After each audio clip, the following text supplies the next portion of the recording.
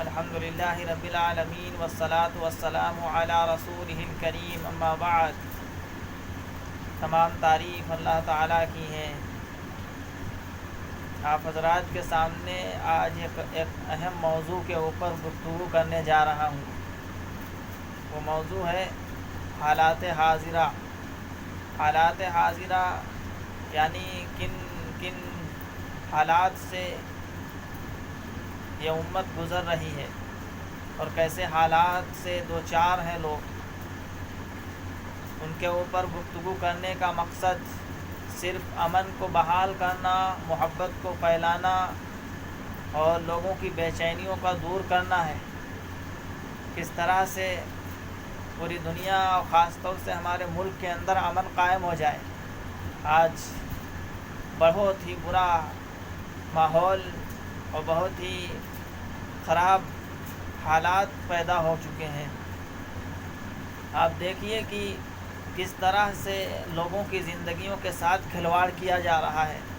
اور حق والوں کو دبایا جا رہا ہے۔ دجال کی پوری ٹیم،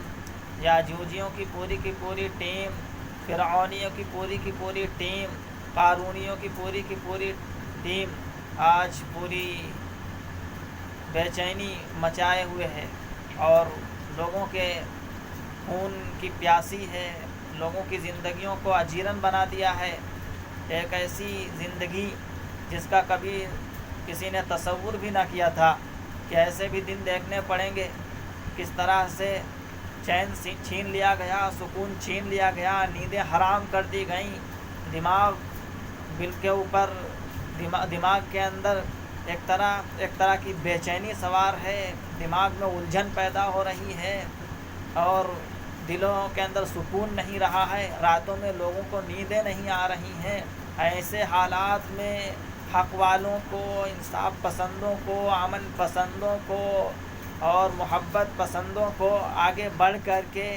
ان تمام چیزوں کو صفایا کرنا ہوگا، ان کے مقابلے میں آنا ہوگا اور ایسی تدابیر اختیار کرنی پڑیں گی، ایسا طریقہ اپنانا پڑے گا،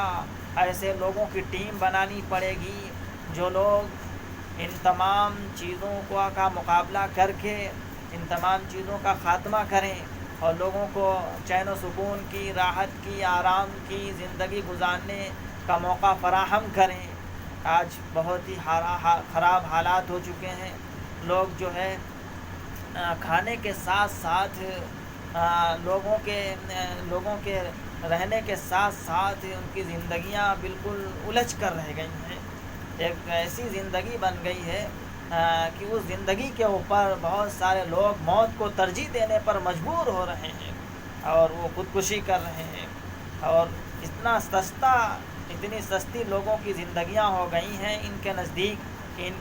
کے دل کے اندر تھوڑی سی بھی نرمی نہیں رہ گئی ہے۔ ان کے دل سخت ہو گئے ہیں کہ آنکھوں میں خون آ گیا ہے، یہ خونی بن چکے ہیں، یہ درندے بن چکے ہیں، یہ چیڑ پھاڑ کرنے والے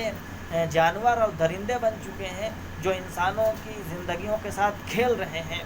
آج ضرورت ہے اسی تاریخ کو، اسی دور کو دہرانے کی۔ جب حضور اکرم صلی اللہ علیہ وسلم دنیا میں تشریف لائے تھے تو آپ نے بھی اس طرح کا دنیا کا نقشہ دیکھا کہ کس طرح سے لوگوں کے خون کے ساتھ ہولیاں کھیلی جا رہی ہیں، لوگوں کی عزتیں پامال کی جا رہی ہیں، جھوٹ بولا جا رہا ہے، عزتیں لوٹی جا رہی ہیں، لوگوں کو بھوکا مارا جا رہا ہے، تڑپایا جا رہا ہے، عورتوں کی عزتیں لوٹی جا رہی ہیں اور کمزوروں کو ستا کر کے اور کچھ لوگ سیادت پر قابض ہو کر کے اپنی حکمرانی قائم کیے ہوئے ہیں اور اپنے آپ کو رئیس بتا رہے ہیں، سردار بتا رہے ہیں۔ تو ان کے خلاف آپ نے ایک ٹیم بنائی جس کو سیرت کے اندر، تاریخ کے اندر کہا حلف الفضول کے نام سے جانا جاتا ہے۔ حلف الفضول میں ایسے نوجوان اور ایسے قبیلے کے لوگ آگے بڑھ کر کے آئے جن کی فطرت میں نرمی تھی، محبت تھی، ہمدردی تھی، بھلائی تھی، لوگوں کے ساتھ اچھا برتاؤ کرنے کا مادہ تھا، ان کے اندر خیر کا وجود تھا، اس لیے وہ آگے بڑھ کر کے آئے اور انہی کے نام پر اس کا نام پڑا حلف الفضول۔ ایک معاہدہ کیا گیا اور خود حضور اکرم صلی اللہ علیہ وسلم اس معاہدے میں شریک ہوئے اور آپ کو اس میں بڑی خوشی حاصل ہوئی کہ آپ بھی اس ٹیم کا ایک حصہ بن سکے، اور اس ٹیم کے ذریعے سے لوگوں کی مدد کی گئی۔ اور پھر ایک دور آیا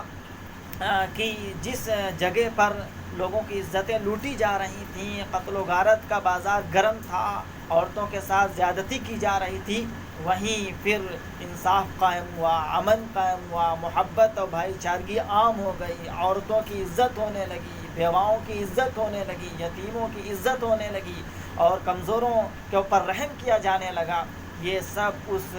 ٹیم کا، اس معاہدے کا نتیجہ تھا، اور آپ کی کاوشوں کا، اور آپ کی محنتوں کا، اور آپ کی تعلیمات کا، اور آپ کے اخلاق کا، اور آپ کی سوچ کا، اور آپ کی فکر کا یہ نتیجہ ہوا کہ ایک دور آیا جب کہ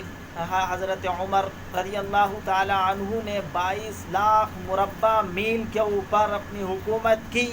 اور حضرت عمر کے دور میں جب کوئی بھوکا ہوتا تھا تو حضرت عمر بے چین ہو جایا کرتے تھے، اور آپ کو جب خبر ہوئی، وہ واقعہ ہے نا کہ آپ کو جب خبر ہوئی کہ کوئی بھوکا ہے تو آپ نے اپنے کاندھے کے اوپر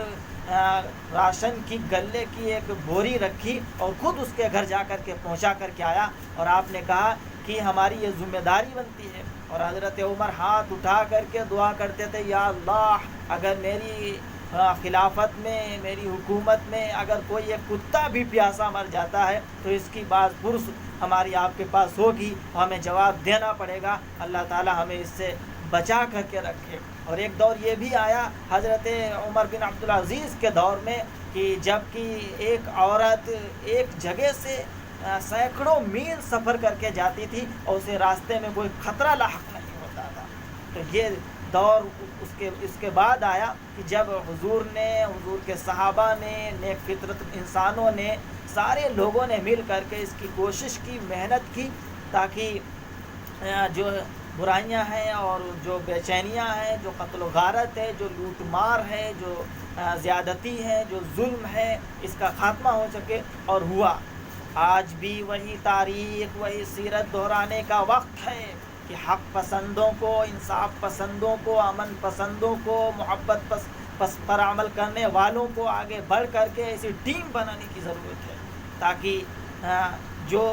ظلم کیا جا رہا ہے، جو جھوٹ بولا جا رہا ہے، جو مکر کیا جا رہا ہے، جو دجل کیا جا رہا ہے، جو زیادتیاں کی جا رہی، جو عزتیں لوٹی جا رہی، جو خون کیا جا رہا ہے، کسی پردہ کے پیچھے سینکڑوں لوگوں کی جانوں کو قربان کر دیا گیا، ان کو موت کے گھاٹ اتار دیا گیا، اور آج ہم اور آپ اور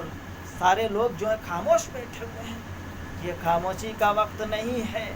یہ حق والوں کو، انصاف پسند والوں کو، اور ہر مذہب کے لوگوں کو آگے بڑھ کر کے خدمت خلق کے لیے آگے بڑھنا ہوگا، لوگوں کی جانوں کو بچانا ہوگا، لوگوں کی عزتوں کو بچانا ہوگا، لوگوں کو موت سے بچانا ہوگا، اور اس طرح کی جو بے چینیاں عام ہوتی جا رہی ہیں، اس سے صرف ایک طبقے کو اور کسی ایک گروپ کو نقصان نہیں ہو سکتا، بلکہ پوری کی پوری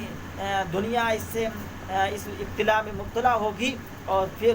یہ ناگفتہ بھی حالات بنتے چلے جائیں گے، اور جو دنیا جس کے اندر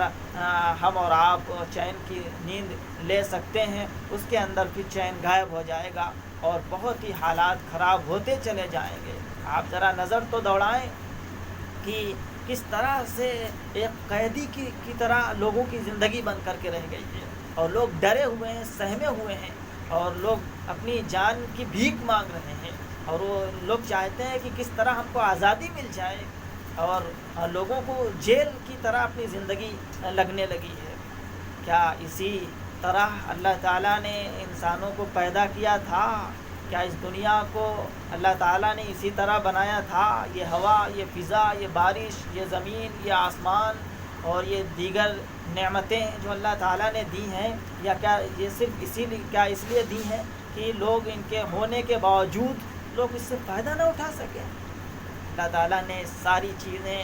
لوگوں کی فائدہ کے لیے، انسانوں کی فائدہ کے لیے بنائی ہیں۔ اب آپ آج اگر ان تمام چیزوں پر پابندیاں لگائی جا رہی ہیں اور ان سے لوگوں کو دور کیا جا رہا ہے اور لوگوں کی زندگیاں دشوار کی جا رہی ہیں، تو یقیناً بہت ہی افسوس کا مقام اور بہت ہی تشویشناک یہ عمل ہے کہ پردے کے پیچھے کچھ کیا جا رہا ہے، دکھایا کچھ جا رہا ہے، لوگوں کو ایک دھوکے میں رکھ کر کے ان کے ساتھ کھلواڑ کیا جا رہا ہے۔ کچھ عناصر پسند لوگ اس طرح کا ننگا ناچ ناچ رہے ہیں، اللہ ان کی جلد ہی پکڑ کرے گا۔ دیکھ لیجئے گا، ایک دن ایسا آئے گا کہ ان کو چھپنے کی جگہ نہیں ملے گی۔ بس اللہ کے ہاں دیر ہے اندھیر نہیں۔ صبر کا دامن نہ چھوڑیں اور کوشش کریں اپنی طاقت کے مطابق، اور اس کے لیے اللہ سے دعا بھی کریں، اور ہر طرح سے لوگوں کے اندر پیار کا، امن کا، بھائی چارگی کا، محبت کا پیغام عام کریں، اور لوگوں کو جگائیں، لوگوں کو بتائیں، لوگوں کو اس بات کی طرف گامزن کریں کہ کس طرح ہمارے حالات بگڑتے جا رہے ہیں، اور ہم کب تک اس طرح کی دشوار کن زندگی گزاریں گے۔ آج بہت ہی خطرناک حالات ہو گئے۔ اللہ تعالیٰ سب کو سمجھنے کی توفیق عطا فرمائے، آمین۔ وآخر دعوانا ان الحمد للہ رب العالمین۔